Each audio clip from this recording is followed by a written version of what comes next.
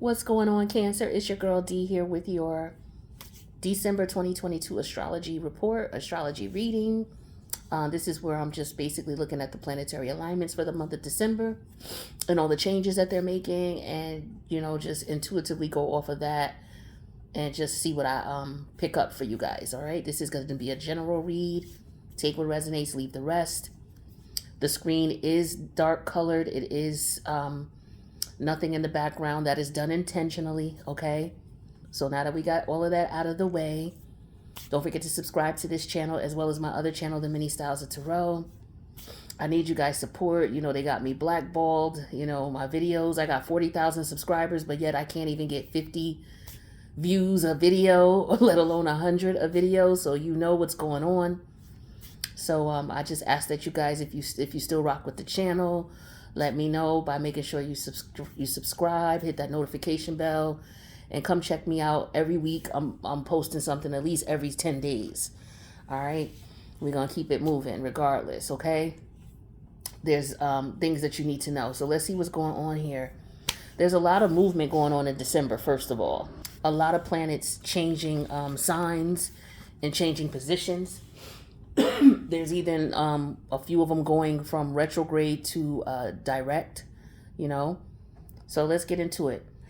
How do I want to do this? Do I want to just give you the list of if you want to see the list of the changes, the planets and what they're going to be doing, I'm going to put that in the community tab. It should be there by the time you hear this. So check that out because I do it every month. So go to the community tab, check that out. You'll be able to see where everything is at. But I'll loosely bring it up. But the first thing I'm seeing for you is, your first 4 houses are clear. 1, 2, 3, 4. There's no planetary action affecting them directly. However, indirectly, there is. But it looks as though, things start with you. First of all, let's look at your Scorpion, your Scorpio house. You have the South Node here. You just had Mercury, Venus, and the Sun come out of that house. Now, this is the house of your the things you like to do for fun. This is the house of your inner child. This is the house of your children, if you have any. If not, like I said, the inner child in you. This could also deal with childishness, immaturity. This also deals with, on a flip side of things, it has to do with fetishes. It has to do with situationships, one-night stands, that initial romance that you have with a person, that romantic connection that you have with a person. It deals with that, but it also deals with the flip side, which is like, that initial passion between you and a person, that chemistry energy. You consummate that then in the 8th house, but it all begins, the fire and everything basically in the 5th house, right? So it's also the house of like your money, in a sense where it's quick money. Where the opposite polarity of Aquarius is long-term money, long-term growth, preparing, letting things mature, letting money mature. Well, the vice versa is Leo, the 5th house. Well, for you, that's your Scorpio house. But the 5th house deals with that or relates to this. So for some of you playing the lotto, might be good because you got Scorpio there. Scorpio deals with other people's money, like money that you may have to pay out, like to the government. You know what I'm saying? Because the Scorpionic energy covers taxes. So, if the 5th house takes care of quick winnings like lottery, and Scorpionic energy deals with taxes and estates, this could be some type of inheritance, some quick money in reference to playing lottery. How do you inherit money quickly? Playing lottery, playing casinos, scratch offs, things like that. So that's quick money. So the South Node is here, and this is where there's a lot of transformation going on in this area of your life, in reference to your soul's journey, your soul's purpose. But for the collective, the South Node is here. And so I feel like a lot of you have just gone through some transformations in reference to some experiences that you may have had. There could have been some endings to friendships. Yeah, because we're dealing with the opposite polarity, which is the 11th house, and that's the house that rules your friendship, your social status. So for some of you, maybe friends passed away. Maybe a friend, is no longer a friend. Maybe you reconnected with someone that you weren't speaking to for a while. That could have happened. And this could be a lover because it's in the fifth house, but it could also be like a childhood friend. Also, on another note, there could be things going on with your children. Your children could be going through transformation. Remember, scorpionic energy is that. So just transforming, going from one stage of life to the other. Now, some of you, maybe unfortunately a child was lost. So my condolences to you if you're dealing with that. Doesn't have to be that it happened. It could have happened another time, and this could be the anniversary. But moving on from that, but definitely duly showing respect and acknowledging that. We're going to talk about all these things here in reference to that was going on in the fifth house, and all those planets that were there, Mercury, Venus, and the Sun, moved into your sixth house of Sag. It is Sag season right now, so you got the Sun here as well. So all of this energy in reference to your routines, your patterns, the things that you do are changing because of some transformation that went on in the fifth house. This could also have something to do with what you do every day, how you prioritize things, what's most important to you. This could also have to do with work, right? But you're definitely thinking with the Mercurial energy about what's important to you with the Venus energy. And then the Sun here is what's important to you, what's best for you, is also shedding light on what it is that you may need to pay attention to in reference to what's important. But we're also dealing with money with Venus as well. So you could be thinking with the Mercury energy about how to make some money, right? And you're in the sixth house. This is your Sag house. So, Sag is all about optimism, good luck, good fortune. That's a beautiful energy with the Sag energy. So I feel like you're very optimistic in reference to your routine. So you could be changing your patterns and routines, making moves to, take yourself from one financial level to the next, right? So all of that energy is going to be moving into your seventh house, which is your house of partnerships. So for some of you, you're going to be reaching out, signing contracts, making deals with people, because it's like you're formulating a plan right now. You're putting, plan in place. You're putting in work in some way, shape, or form. So, you're doing overtime, you're doing some, you're looking up things, trying to figure things out. You could be getting up earlier, you could be working out because this is your health house as well. So some of you are like, yo, I need to get it back in shape. So I need to get back into my routine of working out, for whatever reason. Maybe it's just like, okay, I've been slacking off, or you know what? Some of you with the Venus and the Sun energy, you could be a little vain in that Sag house, like, yo, I look good, I gotta keep up my look, I can't be slacking off. So some of you may be trying to keep this, and nothing wrong with that, right? Wanting to look your best. So some of you are going to be, when you move all this energy to the seventh house, some of you could be like getting ready to go to the gym, signing up for memberships at the gym, thinking about it. If you got a gym set up in your house, you may be, taking the clothes off of it or whatever you got hanging on it, dusting it off, all right, pulling it out that corner, taking the cover off of whatever you're doing, right? You might be doing that, right? Because you're going to go through transformation, which is where Pluto is. Well, I'm sorry, not where Pluto is, but Pluto's in the seventh house as well. So you got Mercury, Venus, and the Sun moving from the sixth house into the seventh house. Then Pluto's already in the seventh house, right? Then on top of that, on December 23rd, the new moon in Capricorn is going to be there because all these planets are going to be in your house of partnership. So what is going on with you, Cancer, in your house of partnership? Now, this is your seventh house. So contracts, legal matters, family relationships, friendships, intimate relationships, business partnerships, whatever type of way that you connect with people. This is that energy, okay? And the nature of it, so to speak. Well, actually, the nature of it would be, I would say, the eighth house. But all of this energy is going on in here. So there's going to be a lot of change here with Pluto. First of all, Pluto's all about transformation, okay? You just began a transformation in the fifth house, or you took a major turn with that transformation in the 5th house. Then you went to your 6th house, and now you're about to, double up on that. So things are going to be changing again. So it's like you're taking things to the next level for a lot of you. And with Pluto being here, this is about money as well. So you got Pluto and Venus in here, and it's in your Capricorn house, your house of partnerships. I feel like money's coming in for some of y'all. Okay, so like I said, I would definitely play the lotto. You know what I'm saying? I feel like, where's Jupiter?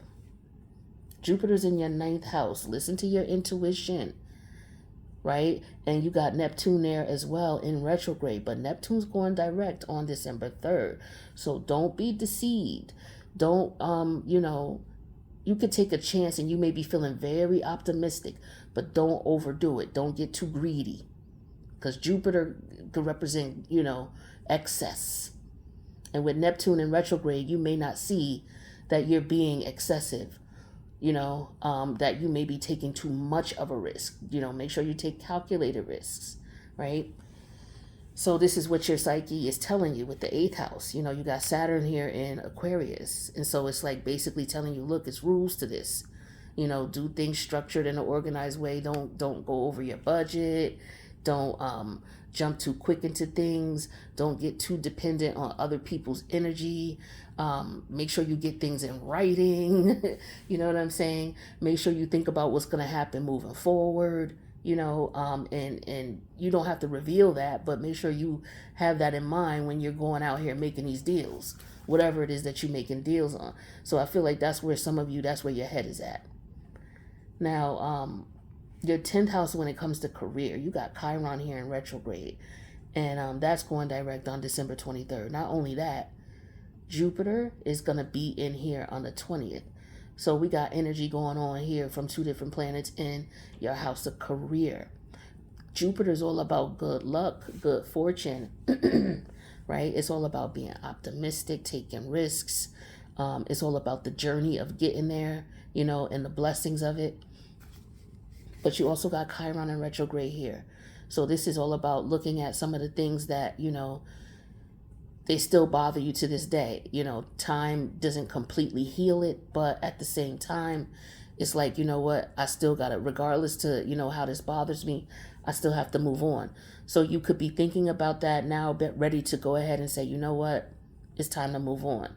I can't sit here and wallow in this, or, I can't be frustrated with this. For some of you, it's about your work environment or your work situation. It's like there's something that's aggravating you. Chiron in retrograde is something that's annoying you or aggravating you or stressing you out, right? And so with Jupiter coming in here, I feel like your mindset is going to change. It's not going to stress you out as much, because Jupiter's about good luck. And as it leaves, like there's a saying that when Jupiter leaves a house, it gives you some type of good luck. So it's leaving your 9th house and coming into the 10th house where all of this is going to be happening. So when it leaves the 9th house on the 20th, there could be some, blessings coming to you. Again, Jupiter's all about good luck. And whenever it moves, it leaves a notch of good luck wherever it leaves. So you got it leaving someplace and coming into another. So you may see things change for you for the better, and you may be feeling more optimistic about it. And that's good energy. All right. So when it comes to career, maybe some of you are going to be expanding your horizons. All right. Whether you're applying for new positions, whether you're thinking about making money, other money opportunities, because your 7th house is going to be lit up like the firecracker on the 4th of July come Capricorn season, right? And that starts on December 21st. So I just feel like money moves, good positive things are going on here. I feel like, some of you may be getting blessings. This could be karmic, all right? Now, when we talk about that, Saturn, where's Saturn at? It's in Aquarius. Yeah, okay. That was your 8th house. So I was just wondering, yeah. So yeah, you definitely, because that's the house of transformation. Pluto rules the soul. And when the soul goes through transformations, evolution is, personal evolution is what occurs. And so for some of you, this is what you're experiencing now because you followed the rules. Saturn is all about rules and regulations. So you're able to move forward. Or there's something going on right now where you have to remember to follow the rules. It's rules to everything, whether they're written or unwritten. Make sure you understand what's going on and you will have good luck. All right. That's what I'm getting here, especially when it comes to doing business with other people, because this is your 8th house, where you got Saturn and Aquarius at. Be careful of doing business with friends. Okay. I got to tell you that because Saturn is here and, Aquarius rules your friends, your social life, and Saturn is all about outgrowing folk. All right. And remember, you have Scorpio in your 5th house, which is the house of, what you do for fun. So this also includes the people you hang out with. So for some of you, you could be changing your situation with, you may be losing a friend. Like I said, some of you, maybe a friend passed away. My condolences to you. But there's a change here in reference to the friendship, because your 11th house, this is where the North Node is. This is uncharted territory for you with the North Node here. So this is energy that the collective on the whole is experiencing, and where you're experiencing it is in your 11th house with your friendships, your social life, your long-term goals, maturity, okay, your wishes, what what people know you for, right? What you could be notorious for. Leo could be what you're famous for, and flip side of Aquarius could be what you're notorious, for or infamous for. So, you have to be careful with this energy. And with Uranus here in Taurus, this is, this could talk about getting too comfortable in a situation, or being, how allowing people to get too comfortable with you. And maybe somebody got too comfortable with you, or you got too comfortable with someone, and that Uranus in retrograde energy is there. It's either building up or it's already gone to a head. So some of you, maybe you're not in this group anymore, because the 11th house deals with the social groups that you could be into, whatever that group is, where there's more than one person. What is it? 3 people gathered together with one cause or with one purpose or one goal. That's your group. That's your organization, whatever. So a lot of you are changing that structure in some way, shape, or form. All right. And your 12th house here. This is where Mars is at. Mars is in retrograde here. This is your Gemini house. Now we got a full moon in Gemini coming on the 7th. So the full moon in here with Mars in retrograde. I don't know what this is going to feel like, but I do recommend you pay attention to your dreams. Write your shit, write it down, okay? Even if you don't remember much, just write down what you can. And then, I would say by the next full moon, look back at it, see what you could decipher and what might make sense to you based on what you're experiencing here in the physical realm, because usually they coincide, all right? So try that out. You don't have to be a wizard at it. Just, if you can't remember nothing, just remember, try to remember what you felt. And if you still can't remember things, you may have to change your diet a bit. You may have to fast, right? Or stop smoking, or stop drinking, whatever it is that you're doing, lighten it up, or don't do it so close to bedtime. But with the full moon here and Mars in retrograde, this is your subconscious energy.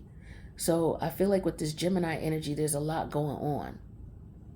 I feel like with Mars here, your mind is going to slow down a bit. So maybe you might be able to remember your dreams now where you weren't able to before. Especially with this full moon lunar energy coming in here. And you are ruled by the moon anyway. So I feel like this to you, the moon is shining light just like the sun does. The moon adds light as well. So what it's illuminating is what's in the dark, what's in the water, So I feel like there's going to be some things that might be revealed to you. So I would definitely pay attention to your dreams. Or if you just be daydreaming, and you zone out for a minute. Like, damn, what was I thinking that for? Or, things like that. Pay attention to that. All right, so yeah, money. Just like I said, excuse me. Make sure you play the lotto. But I feel like money is coming in. You're going to be making a lot of moves, okay? Um, it could be politically, okay, or how you politic. But I do feel like, there's a lot of opportunity coming here with all those planets coming to your seventh house. By the 21st of this month, your seventh house is going to be on fire. So the opposite polarity of that is your first house. So your seventh house has to do with your relationships with others. You could be very restrictive, right, with that Capricorn energy, but I feel like you're going to be looking at, okay, how is this going to benefit me? Or you got to be careful not to be taken advantage of, where people are looking at you like, oh, how can this person benefit me? So be careful of not being used, or of being used, excuse me. People, you may find that people are very attracted to you, people that you may not be attracted to. Or it could be vice versa. You might be attracted to somebody who's not attracted to you. It could go either way. With that Pluto and Venus energy, that could be very sexual energy, especially in your partnership house of the seventh house. So people may be finding you very attractive. They could be expressing that to you, right? With that Mercurial energy, you may even be able to pick up on it. So you may be, it could be, a couple of people coming up to you. For some of you, you just may be very attractive to people, and you might be picking up on that energy. So just keep that in mind. And I don't know, maybe that'll help you to get some of these deals made, to get some money made. That might be the case, but I definitely see money is on your mind with Venus and Pluto here. So that's what I got for you guys. If that resonated at all, let me know. We're going to see what's going on as the month pulls out. So, check out last month's reading as well. See if anything in that reading resonated with you now that, a little bit of time has passed. So don't forget to subscribe. And I love you guys. Thanks for checking out the channel. I'll see you in the next reading. Later, Cancer.